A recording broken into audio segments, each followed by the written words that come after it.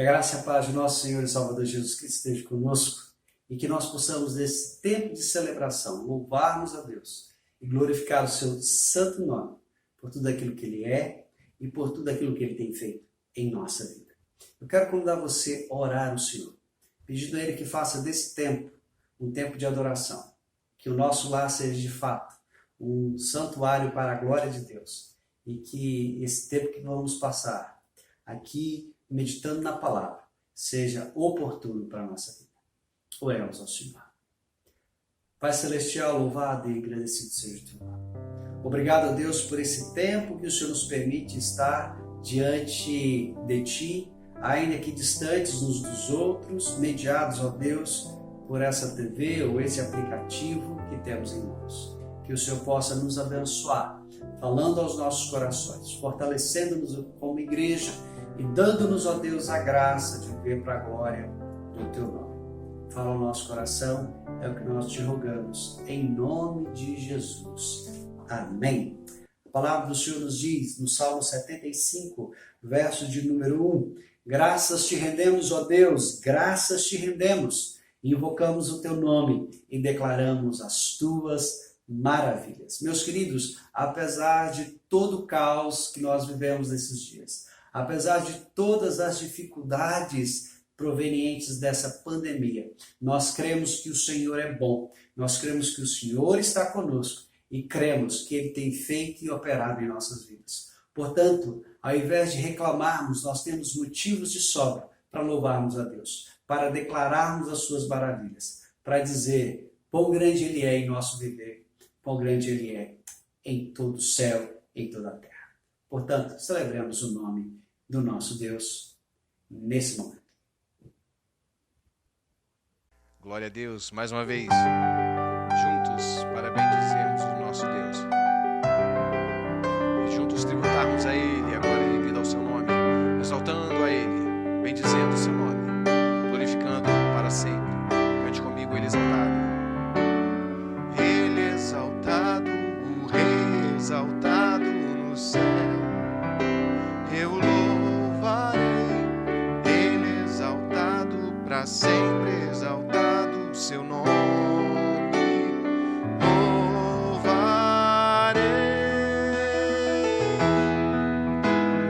Ele é o Senhor, sua verdade vai sempre reinar. Terra e céu glorificam seu santo nome. Ele é exaltado, o Rei exaltado no céu. Mais uma vez. Ele exaltado, o Rei exaltado no céu. Eu louvarei, Ele exaltado para sempre, exaltado seu nome. Louvarei.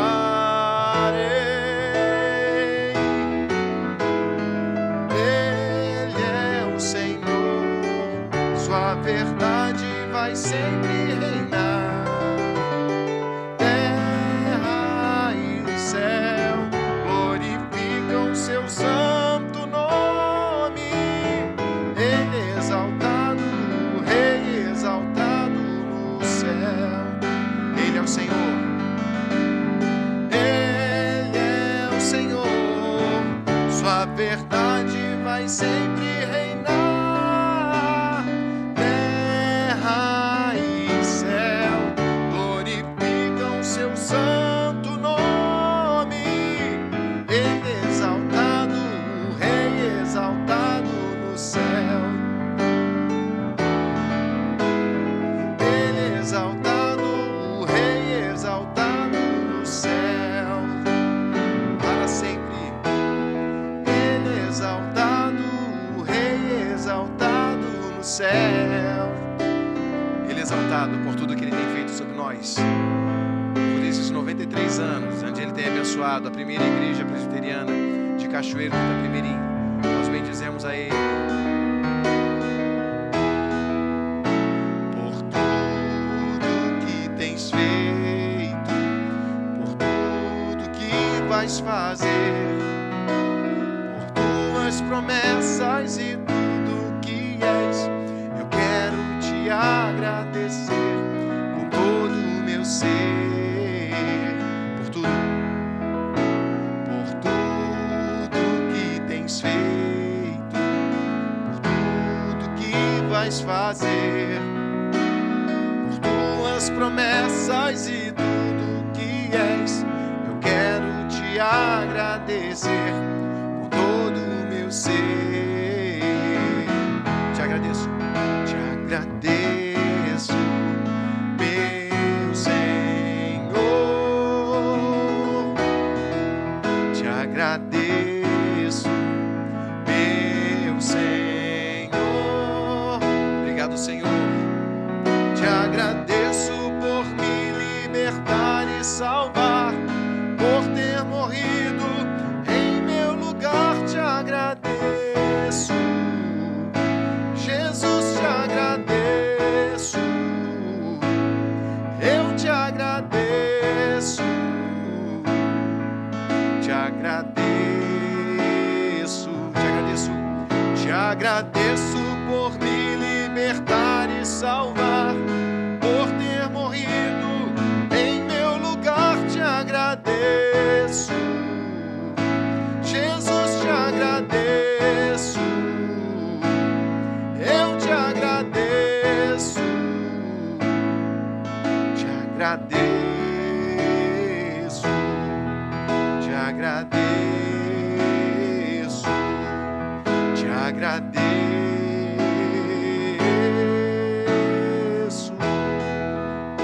Obrigado, Senhor, por tantos anos o Senhor tem abençoado essa casa, tem abençoado essa igreja, esses membros, Senhor. Te agradecemos.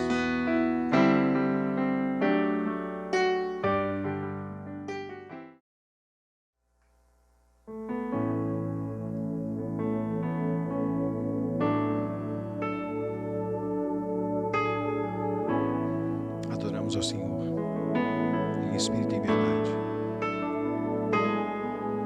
Em espírito, em verdade, te adoramos, te adoramos. Em espírito, em verdade,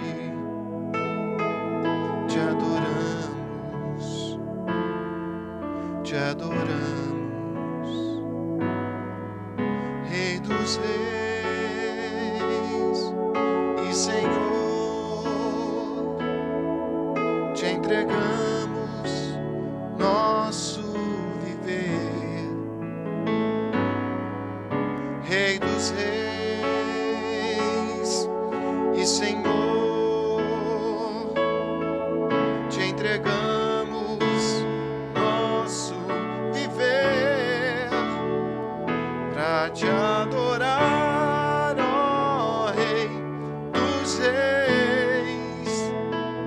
Foi que eu nasci, ó Rei Jesus. Meu prazer é te louvar, meu prazer é estar nos átrios do Senhor. Meu prazer é viver na casa de Deus, onde flui o amor.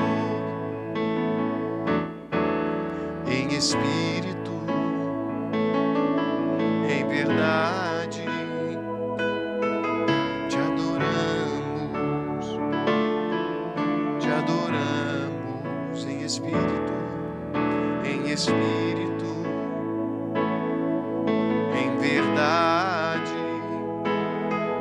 te adoramos, te adoramos. Tu és Rei dos reis, Rei dos reis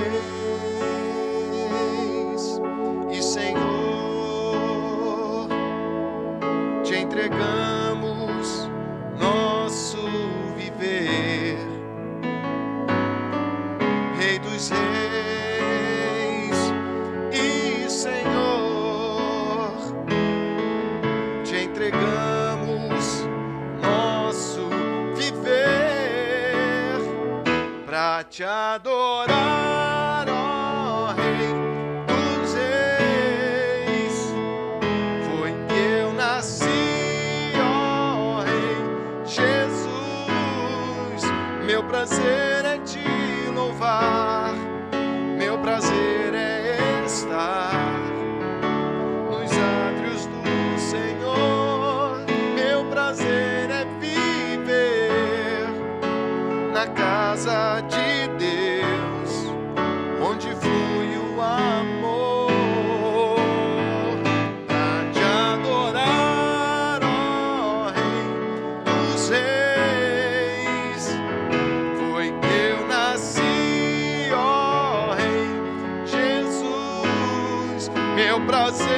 te louvar.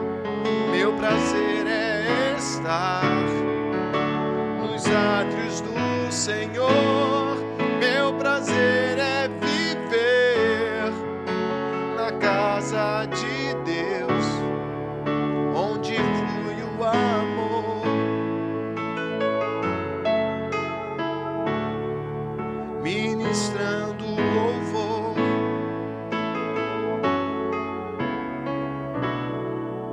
onde flui o teu amor. Obrigado pelo teu amor, Senhor.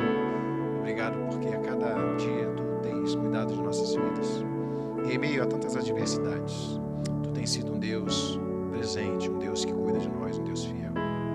Obrigado porque tens preservado a cada um dos meus irmãos.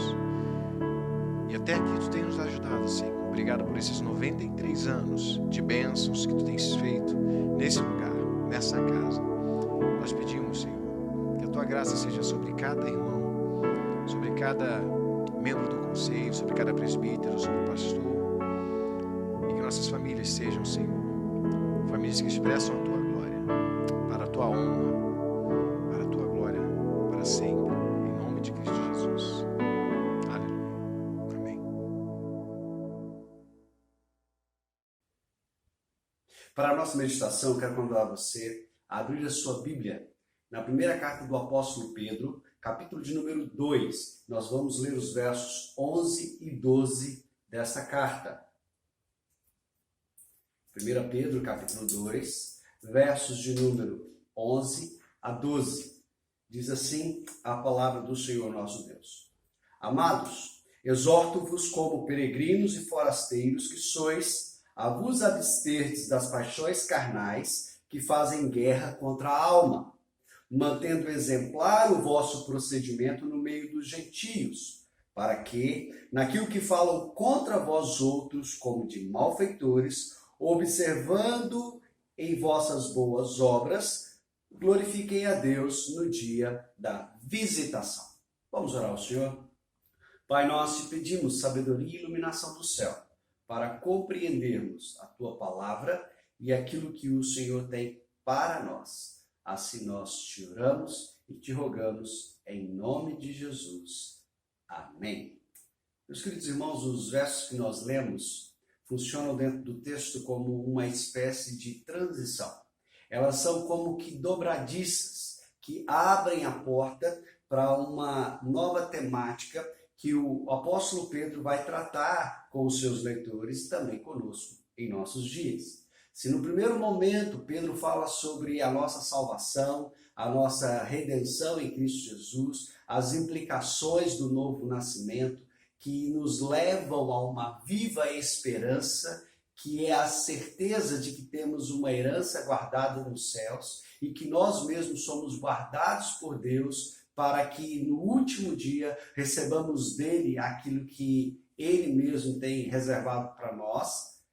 Agora Pedro nos chama a pensar como aplicar isso na nossa vida prática.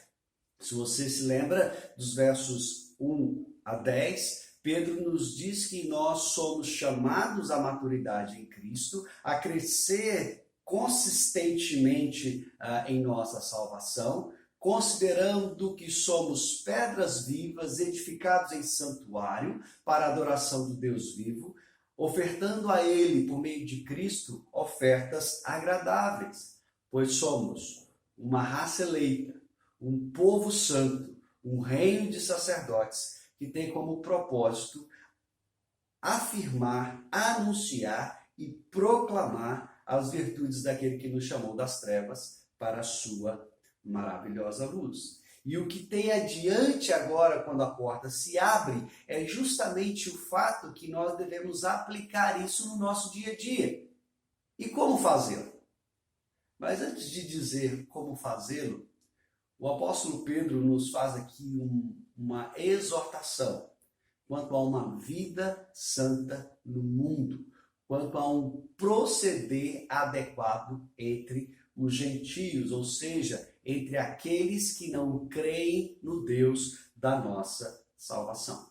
Por isso eu quero meditar com você nesses dois versos sobre esse encorajamento do apóstolo Pedro para que nós vivamos uma vida santa, apesar de estarmos no mundo. Para isso eu quero considerar com você, em primeiro lugar, a exortação em si e, em segundo lugar, a sua aplicação, o seu objetivo, o seu propósito. Nesse sentido, olhe então para os versos 11 e a parte inicial do verso 12 e observe que o apóstolo Pedro então nos lembra: amados, exorto-vos como peregrinos e forasteiros que sois, que vos absterdes das paixões carnais que fazem guerra contra a alma, mantendo exemplar o vosso procedimento no meio dos gentios.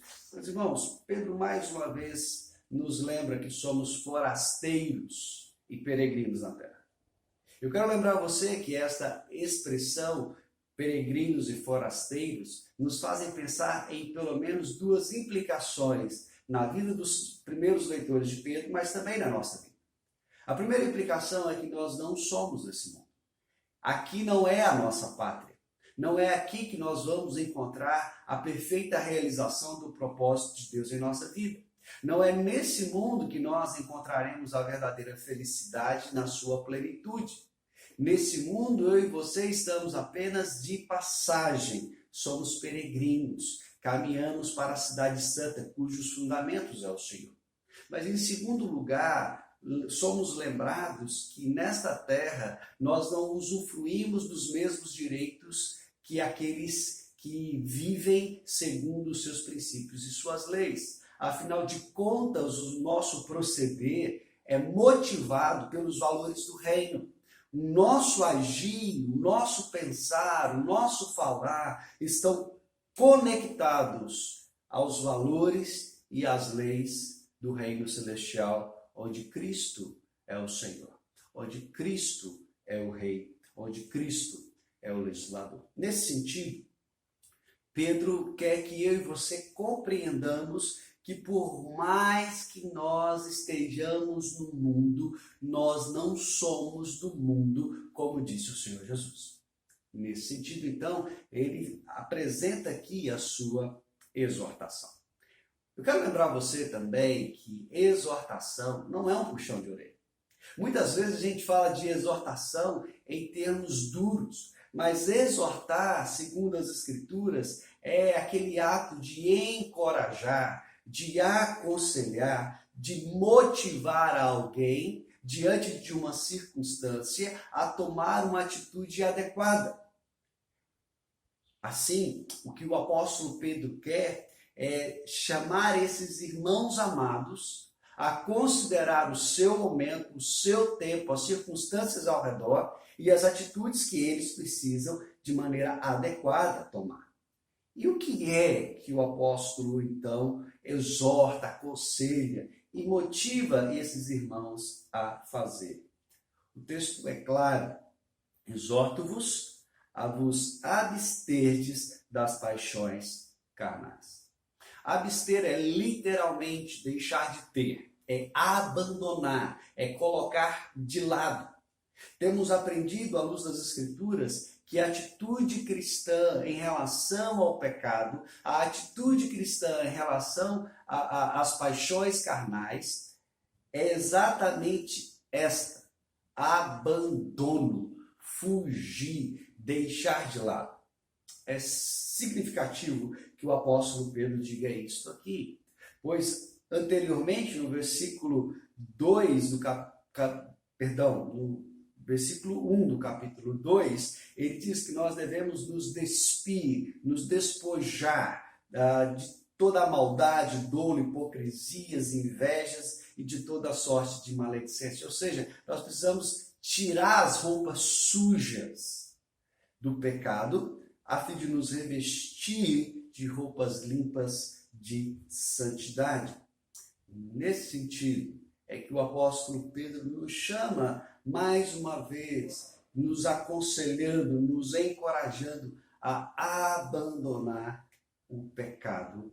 E lembrando daquilo que o apóstolo Paulo diz aos Tessalonicenses: devemos fugir de toda forma, de toda aparência, de todo tipo de mal. Por que isso é importante para nós hoje? Queridos, infelizmente que digo isso, muitas vezes temos encontrado na nossa caminhada cristã homens e mulheres que se dizem discípulos de Jesus, mas que ainda persistem e insistem de viver segundo as paixões do seu coração, segundo as paixões da alma. O termo paixão carnal nos traz à memória aquele termo muito comum em alguns escritos do apóstolo Paulo e também do apóstolo João, que é concupiscência, ou seja, o desejo descontrolado do coração, o desejo que é motivado pela vontade humana caída. É a plena satisfação da vontade do homem em detrimento da vontade de Deus. Meus irmãos, o que Pedro nos faz pensar aqui, assim como a totalidade das Escrituras, é que todas as vezes que eu sou motivado por minhas paixões, por minhas concupiscências ou por meus desejos descontrolados, eu não vivo segundo a vontade de Deus, eu não vivo guiado pelo Espírito Santo de Deus. E aqui nós precisamos considerar: se nascemos de novo em Cristo, se temos uma esperança de vida em Cristo, se é Cristo o Senhor do nosso viver, como é que podemos ainda viver motivados pelos desejos do nosso coração? Queridos, o que Pedro, de certa forma, está a nos dizer é justamente isso: não brinque com o pecado. O pecado não nos acrescenta nada. O pecado não nos traz benefício algum. Viver segundo as paixões da nossa carne contraria a vontade de Deus, entristece o Espírito do Senhor e não nos permite usufruir das bênçãos que o próprio Deus tem para aqueles que nele confiam, para aqueles que buscam por sua face, para aqueles que vivem segundo a sua vontade. Pedro, então, nos faz aqui um lembrete. A nossa carne está em guerra contra a nossa alma. Eu quero que você entenda que, ainda que no contexto das Escrituras, a carne, o termo carne, se refere à nossa carnalidade, ou seja, à nossa natureza humana contaminada pelo pecado, o propósito de Pedro aqui é outro. É falar da carne como sendo a maneira como vivem aqueles que estão no mundo, moldados pelos princípios do mundo, motivados pelos valores do mundo. Eu quero que você então olhe para o texto e considere então que alma tem a ver justamente então não com a parte imaterial do nosso ser, não como a sede da nossa razão, da nossa vontade e dos nossos sentimentos, mas alma que parece nos fazer pensar acerca da vida conforme preceitua as Escrituras no aspecto espiritual. Ou seja, o que Pedro quer nos apresentar aqui é um confronto entre uma vida segundo os valores do mundo e uma vida segundo os valores do reino de Deus. E Pedro diz: a carne faz guerra contra a alma. Os desejos da carne fazem guerra contra a alma. Essa é uma expressão muito interessante, porque ela nos fala justamente de uma disposição dos desejos carnais em investir, em empreender uma campanha militar intensa, árdua, constante, a fim de destruir tudo aquilo que tem sido construído em nós pelo agir de Deus e por seu Espírito. E, por incrível que pareça, uma das primeiras emoções, uma das primeiras realidades que são atingidas, ou que é atingida nesse contexto, é justamente a nossa esperança. À medida que o nosso coração carnal, à medida que a nossa maneira de viver segundo o mundo começa a colocar em obstáculos diante da nossa caminhada rumo a Jerusalém Celestial, nós somos levados a olhar ao nosso redor, a não ver alguns desejos sendo realizados. Vemos as pessoas que estão ao nosso redor felizes, como se nada tivesse acontecendo. Isso é aquilo que nós podemos chamar de um complexo de Asaf. Asaf, quando canta um dos salmos de sua composição, ele diz que olhava para o seu redor e parecia que os ímpios não tinham problemas, pareciam que eles eram plenamente felizes, parecia que eles estavam contentes, pois tinham satisfeito todos os seus desejos, todas as suas paixões, todas as suas vontades. Queridos, nós estamos em guerra. E eu quero lembrar você isso. Essa guerra incessante está sendo travada nesse exato momento. É justamente o fazer a vontade de Deus contra o satisfazer os desejos da nossa carne. Eu queria que você considerasse isso. Pedro diz que nós precisamos nos despir disso. Precisamos nos abster dessas coisas. Porque elas nos fazem mal. Porque elas não trazem em nós ou para nós benefício algum. Mas pastor, como é que nós vivemos assim? Como é possível abandonar o pecado e os desejos descontrolados do coração? Você olha então para a parte inicial do verso 12, quando Pedro diz assim: mantendo exemplar o vosso procedimento em ou no meio dos gentios. Uma vez que nós abandonamos as velhas práticas, nós precisamos incorporar em nossa vida novas práticas. Uma vez que nós abandonamos os velhos pensamentos, nós temos que colocar no seu lugar novos pensamentos ou uma nova maneira de pensar. A ideia é que agora eu e você precisamos perseverar, precisamos persistir como uma decisão contínua do nosso ser em viver em obediência a Deus no meio dessa geração incrédula e corrupta. E observe que Pedro define esse comportamento como exemplar, ou seja, um comportamento honroso, um comportamento nobre, que nos faz justamente considerar isso, cortar, como diz o apóstolo Paulo, ocasião àqueles que buscam ocasião. Ou seja, à medida que eu e você persistimos em viver segundo a vontade de Deus, fazendo a vontade do Senhor, e persistimos em viver segundo o padrão de Deus, os homens olham para nós e não encontram em nós ocasião para nos acusar, ocasião para nos afrontar, ocasião para nos derrubar. Quando nós falamos sobre isso, nós precisamos entender o exemplo de Israel do passado.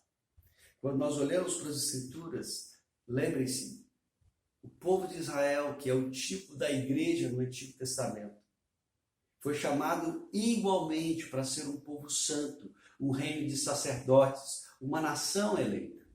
Mas esse povo não viveu segundo os padrões de Deus, e sim se igualou ao mundo.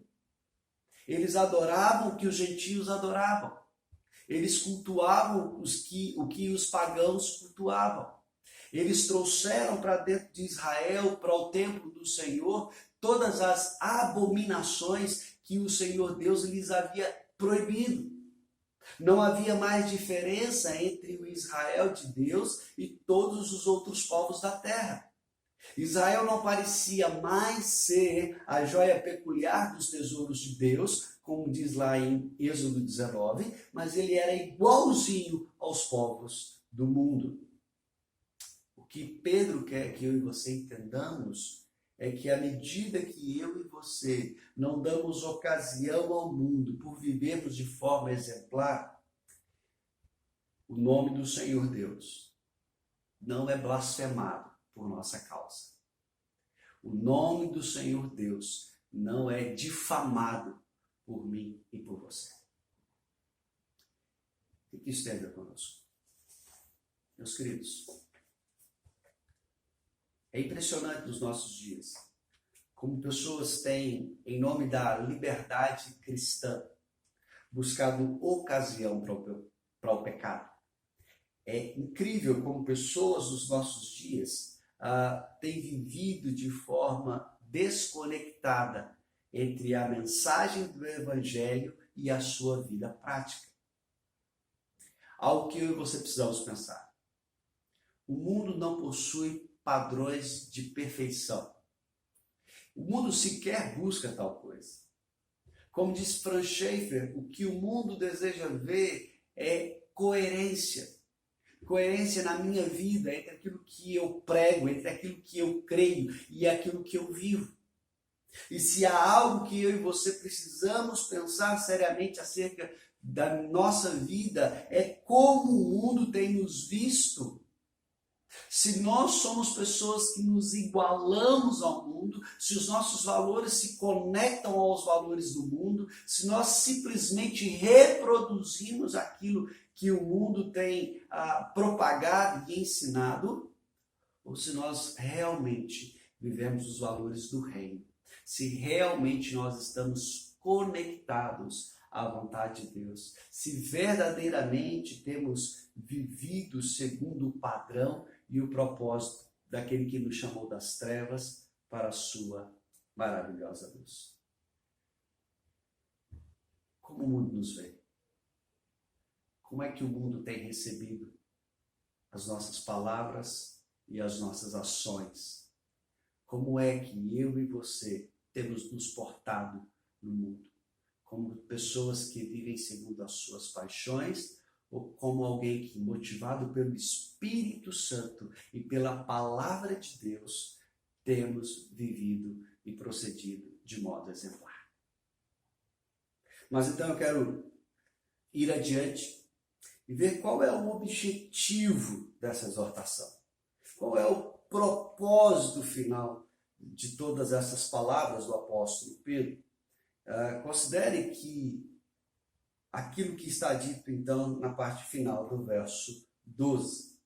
Para que, naquilo que falam contra vós outros, como de malfeitores, observando-vos em vossas boas obras, glorifiquem a Deus no dia da visitação. Meus queridos, propósito claro do apóstolo Pedro com essa exortação é nos levar a crer que as nossas obras, quando feitas em Deus, servem para a glória do nome do Senhor. Então, o objetivo de Pedro é que o nome de Deus seja glorificado a partir do nosso viver, a partir da nossa vida, a partir do nosso proceder no meio dos gentios. Observe então que, para chegar a essa conclusão, Pedro nos ensina alguns aspectos sobre esta vida em meio aos gentios. Veja, Pedro inicia lembrando o fato de que, ainda que nós, pelo nosso proceder exemplar, não damos aos gentios, não damos aos pagãos o motivo para que eles falem mal de nós, não damos a ele ocasião para denegrir a nossa imagem, eles vão persistir em falar contra mim e contra você. Lembre-se do Sermão do Monte, quando o Senhor Jesus, finalizando as bem-aventuranças, disse assim: bem-aventurados sois, quando por minha causa vos injuriarem, vos perseguirem e mentindo disserem todo o mal contra vós. Meus queridos, foi assim que fizeram com os profetas que viveram antes de nós. Foi assim que fizeram com os apóstolos. Foi assim que fizeram com os nossos primeiros irmãos. E tem sido assim o agir do mundo ao longo das eras. Mesmo não encontrando na vida do discípulo de Jesus motivo ou ocasião para denegrir a sua imagem, então caluniam, mentem, difamam, fazem piada, fazem chacota. E isso, meus queridos, é algo que eu e você precisamos considerar seriamente. Lembre-se que as perseguições dos dias de Pedro, pelo que ele escreve essa carta, estão justamente associadas a esta perseguição local, familiar, restrita aos círculos de relacionamento. Lembre-se que aqueles irmãos não eram perseguidos pelo Estado, eles não eram perseguidos pelos magistrados, mas eles eram perseguidos pelos da sua própria casa. Marido contra esposa, esposa contra marido, filho contra pai, pai contra filho. Eles eram perseguidos no contexto do trabalho, patrão contra o empregado, ou os empregados contra os seus colegas de trabalho. Eles eram perseguidos na feira, eles eram perseguidos no comércio, eles eram perseguidos em sua profissão. Difamavam, mentiam e caluniavam, a fim de denegrir a imagem daqueles homens. Meus queridos, é assim também nos nossos dias. É assim também que nós vivemos hoje. Vivemos num mundo que nos odeia porque odeia primeiro o nosso Senhor. E se eles não tiveram medo de falar contra o nosso Senhor, que dirá de nós? Por isso, Pedro exorta que eu e você, ao mantermos o nosso procedimento de forma honrada, de forma nobre no mundo, nós, por assim dizer, mostramos ao mundo não só um proceder diferente, mas também percebemos que o mundo agora se vê confrontado com uma realidade a qual ele tenta negar. Meus porquê, queridos? Parte dessa blasfêmia contra os crentes, parte dessas palavras contra os discípulos tem a ver justamente com uma visão distorcida do mundo. Veja que Pedro diz que aqueles irmãos do passado eram tratados como que malfeitores. E talvez seja assim que muitos de nós sejam vistos nos nossos dias. Quando nós olhamos para o contexto da história da igreja, nós percebemos que nesse momento da caminhada do povo havia algumas dificuldades. Um exemplo simples disso é que à medida que esses homens e mulheres recebiam o Evangelho e criam em Cristo, eles abandonavam os cultos pagãos, eles abandonavam as festas pagãs, eles deixavam de lado a frequência ao templo dos seus ídolos, dos seus deuses, e agora viviam de forma diferente. A despeito de toda a comida, a bebida, a orgia e tudo mais que acontecia como parte da adoração pagã, eu quero lembrar a você que existia um aspecto social ali também. Era no templo onde os negócios eram firmados.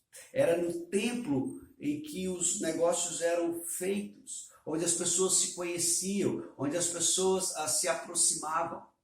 No templo, em meio a toda a celebração e culto pagão, é que os grandes projetos políticos, sociais eram decididos. E agora os cristãos estavam abandonando aquele contexto. O que acontecia? Eles não participavam dos negócios. Eles não podiam apresentar mais seus produtos. Eles perdiam uma grande fonte de oportunidade, talvez de renda.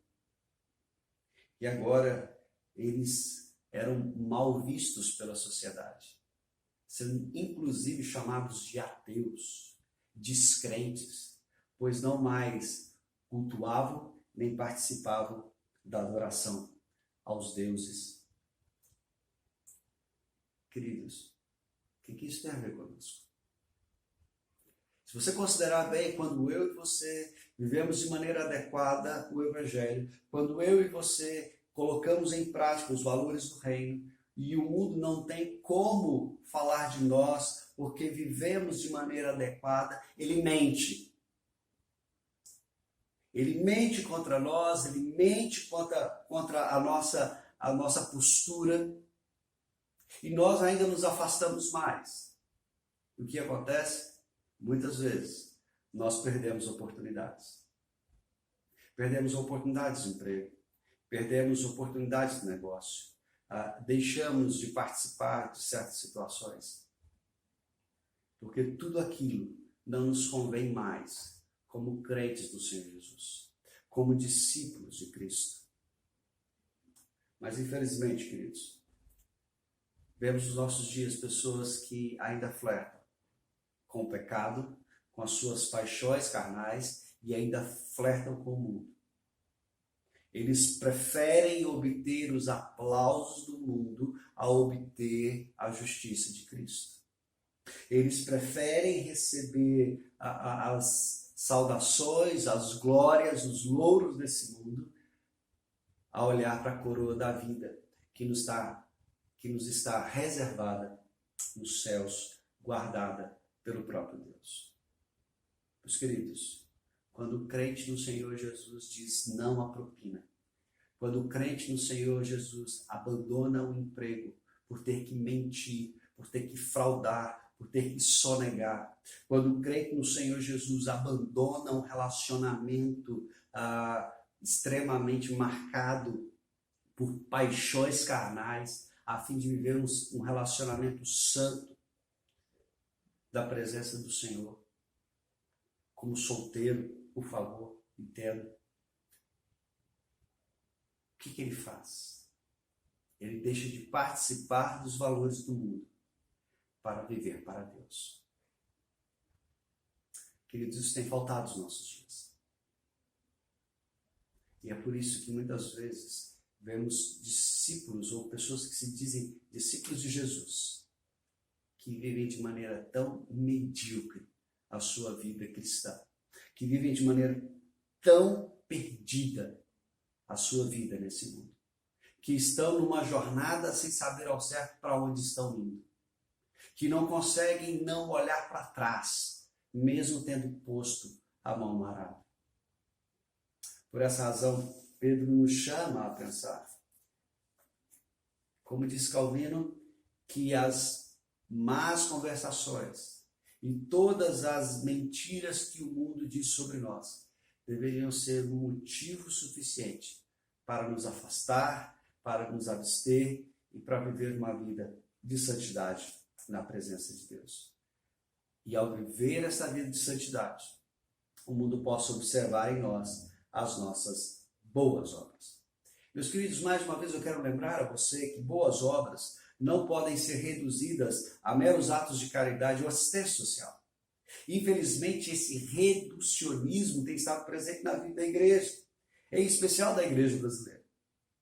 Nós precisamos entender que boas obras, à luz das Escrituras, são nada mais, nada menos do que os nossos atos de obediência a Deus.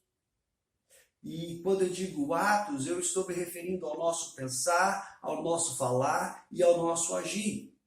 Devemos pensar em obediência a Deus, devemos falar em obediência a Deus, devemos agir em obediência a Deus. Quando eu e você entendemos isso, entendemos que a nossa salvação, que começa em Deus e termina em Deus, também é aplicada ao nosso viver, onde todas as coisas que somos e fazemos começam em Deus e terminam em Deus.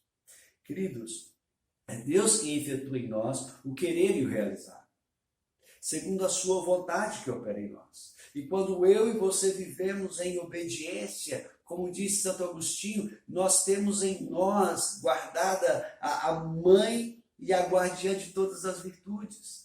O viver em obediência a Deus é que gera em nós essa disposição em amar o outro, em cuidar o outro, em ver as necessidades do outro acima das minhas próprias necessidades, que me leva realmente a reconhecer o valor do ser humano, ainda que toda a humanidade neguem o seu valor intrínseco. Nós olhamos para o homem e o vemos como ele é, imagem e semelhança de Deus, que mesmo caído pode ser redimido pela graça do Senhor. Queridos, o mundo dos dias de Pedro não conhecia o significado de viver em obediência a um Deus que é eternamente bom e eternamente justo. Os deuses romanos não eram confiáveis. Os deuses romanos eram basicamente seres humanos exaltados, pois tinham os mesmos sentimentos, as mesmas falhas de caráter, os mesmos problemas, os mesmos desejos pecaminosos. Mas quando o Império Romano, no século II e no século III, se via envolto a uma praga, quem deu a resposta, quem deu o alívio, quem mostrou o significado de amor e misericórdia foram os cristãos. Eram os cristãos que cuidavam dos enfermos, não somente dos seus, mas também dos romanos. Eram os cristãos que sepultavam os seus e os indigentes romanos. Os cristãos estavam pelas ruas, cuidando daqueles que menos tinham, enquanto os romanos ficavam restritos aos seus palácios.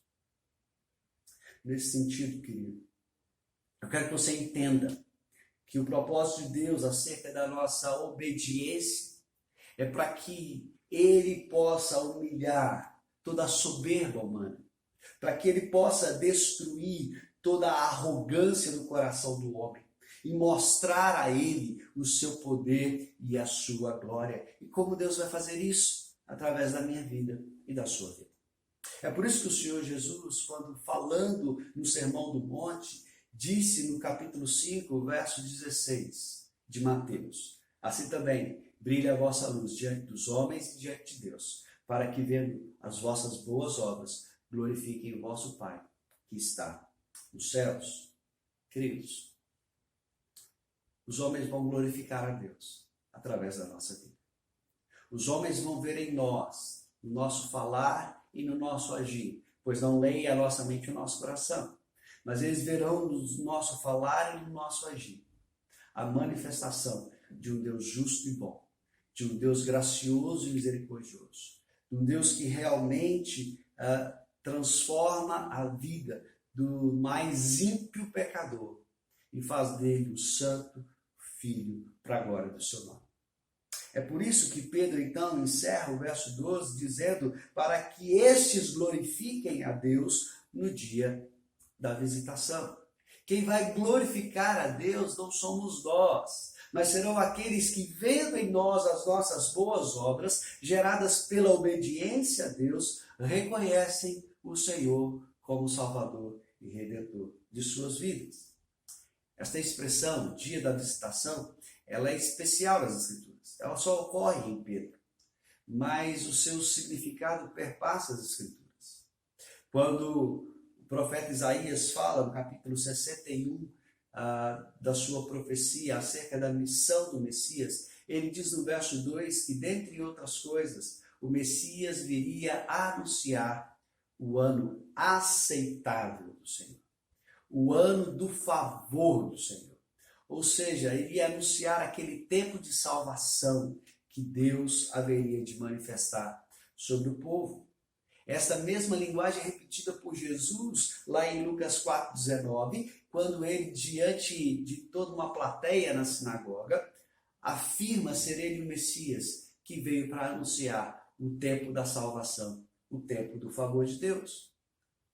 Mais tarde, o próprio Tiago, irmão do Senhor, falando diante do Concílio de Jerusalém, ele reconhece que o Senhor visitou com salvação os gentios pelo ministério do apóstolo Pedro, quando ele, no capítulo 10, vai até Cornélio, centurião, e prega a ele e aos seus o evangelho, e eles são convertidos pelo Senhor. O que é o dia aceitável o dia da visitação, senão aquele dia em que Deus marcou na eternidade para alcançar o coração dos seus eleitos. Queridos, nós não sabemos quem o Senhor destinou à salvação, mas nós sabemos que haverá um dia em que Ele, pela palavra, há de alcançar cada um dos seus. E até lá, eu e você somos chamados a ser os porta-vozes deste Evangelho, não só com a nossa pregação, mas também com o nosso viver. Nesse sentido, queridos, quando os homens olharem para nós, vendo o nosso procedimento e a nossa obediência a Deus, mesmo tendo nos ridicularizado no passado, haverá um tempo que eles hão de glorificar a Deus, pois serão alcançados pelo mesmo Evangelho que eu e você vivemos, que eu e você anunciamos. Meus queridos, quando nós olhamos para essa realidade, nós percebemos que o Senhor Deus compartilha conosco uma grande missão. E qual é a missão de Deus?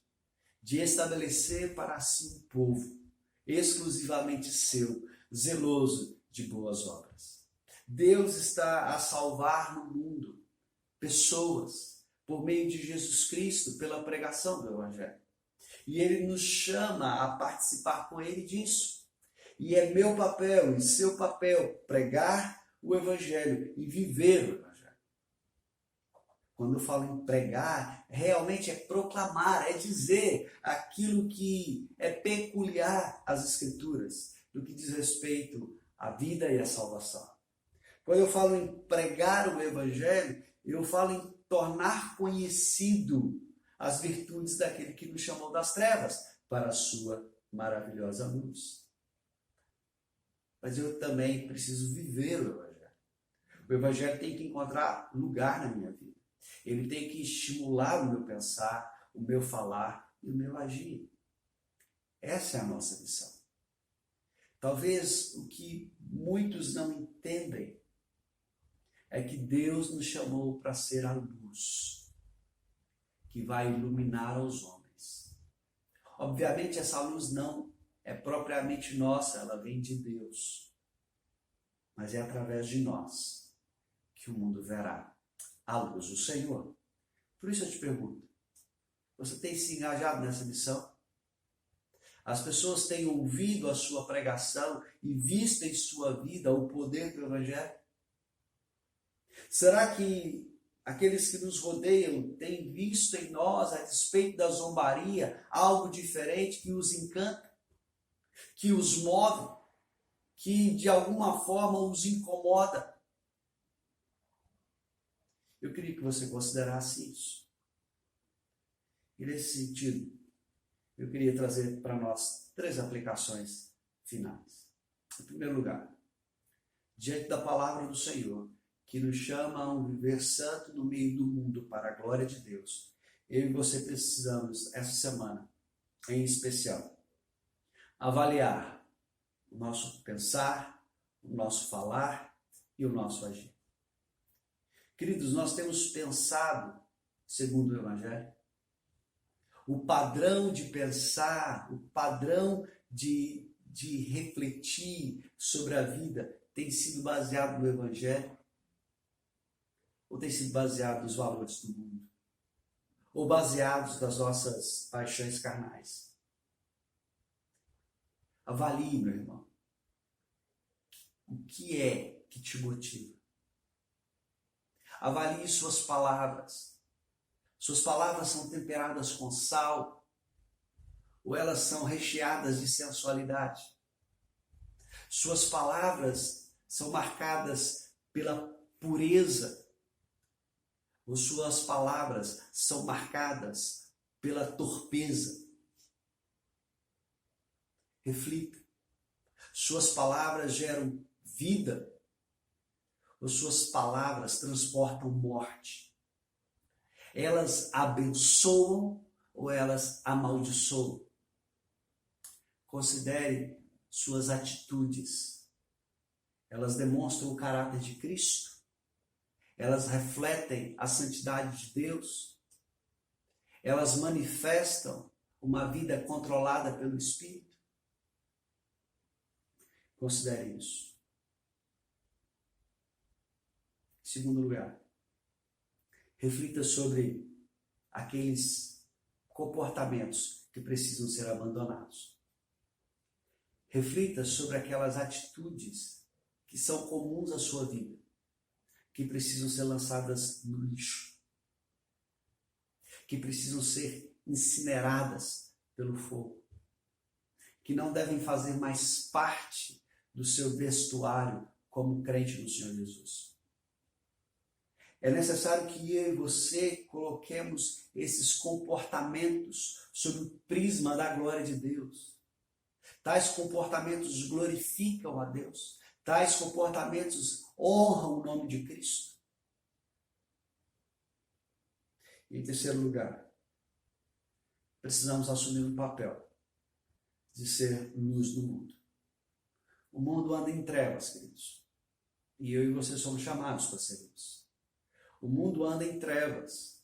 E eu e você conhecemos a verdadeira luz que, vindo aos homens, ilumina todo o coração, que nele deposita a sua fé. Somos chamados, portanto, a viver não só para a glória de Deus, o nosso dia a dia, mas fazer da nossa vida uma vida engajada na missão. De fazer Deus conhecido entre os povos, quer do outro lado da rua, quer do outro lado do mundo. Nesse sentido, somos chamados a lembrar o nosso momento. Vivemos em dias sombrios, tristes, e de fato todos nós somos afetados de alguma maneira por eles.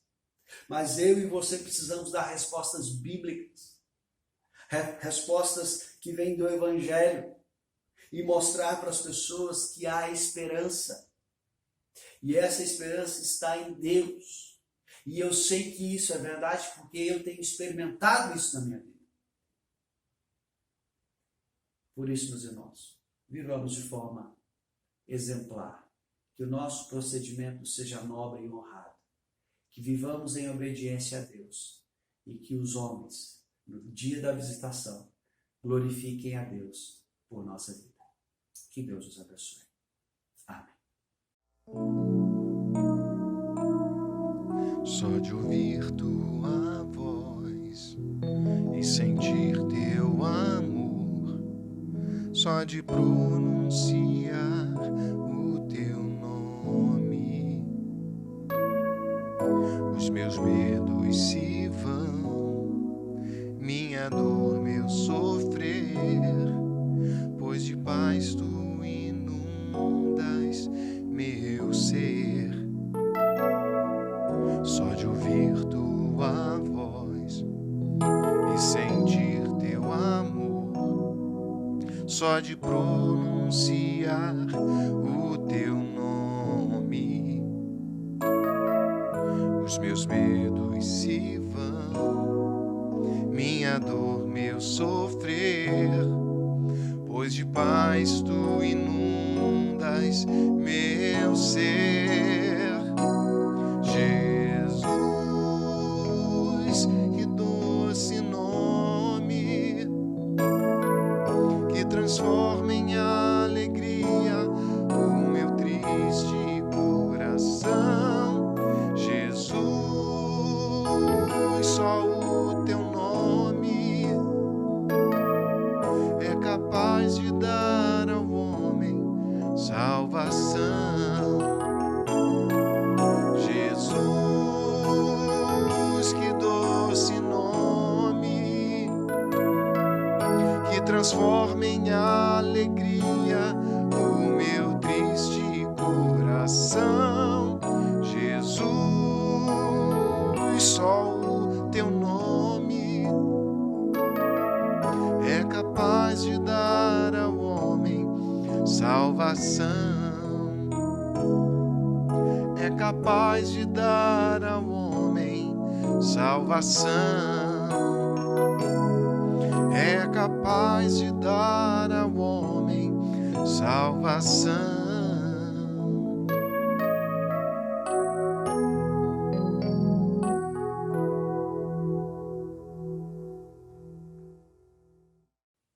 Eu queria convidar você a orar nesse instante encerrando esse tempo, que estamos juntos, porém separados, mas eu quero que você coloque diante do Senhor a sua vida, colocando diante do Senhor aquilo que precisa ser mudado, transformado, tratado.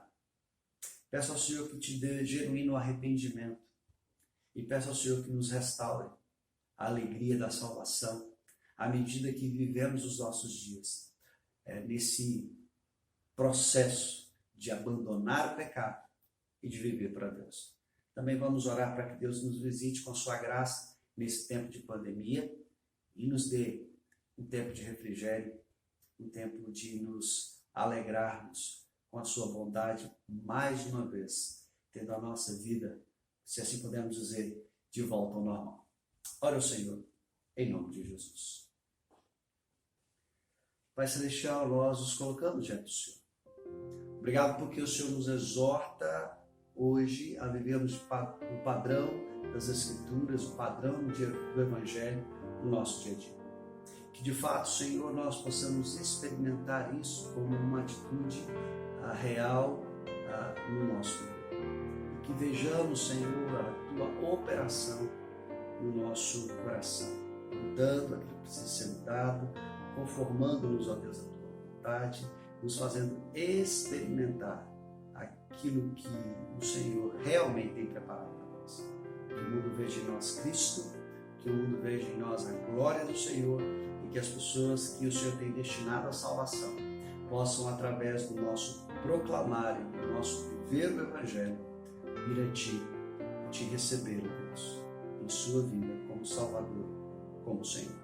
Também, ó Pai, pedimos por Tua igreja nesse momento de pandemia, que o Senhor nos sustente e nos preserve a todos, que o Senhor nos livre do mal, que o Senhor nos dê graça, que possamos, ó Deus, ter o cuidado do Senhor sobre as nossas vidas. E ainda, ó Deus, que o Senhor permita que alguns dos nossos sucumbam diante desta pandemia, que o Senhor nos dê alento, que o Senhor nos dê força, coragem para agir e reagir, e que em todas as coisas, ó Deus, creiamos que somos Teus e que o Senhor nos livrará do mal, que o Senhor nos livrará do mal e fará em nossa vida a Tua obra. Nós oramos pelos enfermos da nossa igreja, rogamos a Ti, ó Deus, que esteja com eles, cuidando deles nesse momento difícil, e que sejam eles, ó Deus, preservados por Ti, segundo a Tua vontade e o Teu propósito. Oramos, ó Pai, também por nossa cidade, por nosso estado, nossa nação.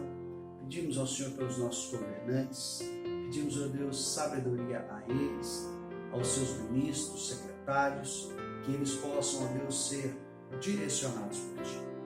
Oramos, ó Deus, para que o Senhor visite as nossas instituições.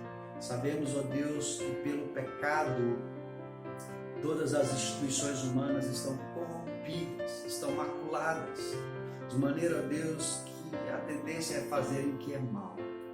Mas, ó Deus, tenha misericórdia. Cremos que o Teu Espírito preserva do mal tais instituições também. Por isso, ó Deus, minimiza o efeito do mal em nosso país. E que haja, ó Deus, consenso, que haja arrependimento, que haja mudança e que haja, ó Deus, novamente um país ordeiro, que haja, ó Deus, uma nova disposição de mentes e que o Senhor possa nos dar, Deus, tempos felizes, tranquilos nesse mundo, ainda que peregrinando, almejando a pátria celestial, nós estamos aqui. Guarda-nos, ó Deus, no mundo, como Cristo, ó Deus, mesmo te pediu. Dá-nos, ó Deus, uma semana de presença, pródiga, abençoada, e que em tudo, Deus, o Senhor seja a razão da nossa vida, o motivo da nossa alegria. Assim nós choramos, em nome de Jesus. Amém. Que Deus te abençoe, que Deus te dê uma semana abençoada e que Ele possa te manifestar ao longo da semana graça e misericórdia. E que em todas as coisas, de fato, seja Ele o único e suficiente motivo da nossa alegria. Fique com Deus, uma boa semana, em nome de Jesus.